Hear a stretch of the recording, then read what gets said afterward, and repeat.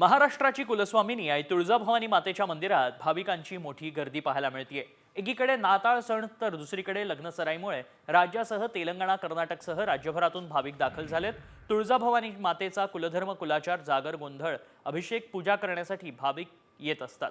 त्यामुळे तुळजाई नगरी भाविकांनी गजबजली आहे। तुळजाभवानी मंदिरातून आढावा घेतलाय आमचे प्रतिनिधी बालाजी सुरवसे यांनी।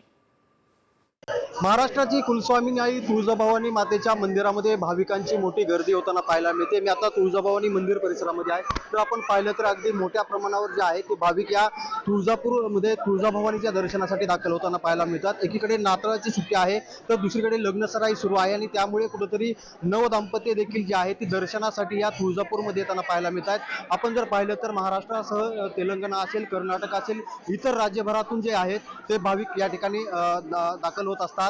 या ठिकाणी जर आपण पाहिलं तर कुलधर्म, कुलाचार किंवा जागरण, गोंधळ जे हे असे विविध धार्मिक जे विधी आहेत ते करण्यासाठी या ठिकाणी दाखल होत असतात। त्यामुळे जर आपण पाहिलं तर या ठिकाणी मोठ्या प्रमाणावर गर्दी होताना पाहायला मिळते। आज असंच आम्ही पण आलोय, माझ्या बंधूचं लग्न झालंय आणि त्या संदर्भात आम्ही सगळीकडे आलेलो आहे। तर खूप गर्दी आहे, खूप आनंददायी वातावरण आहे, पण प्रचंड गर्दीमुळे थोडासा त्रास होतोय। बालाजी सुरवसे, साम टीव्ही, तुळजापूर, धाराशिव।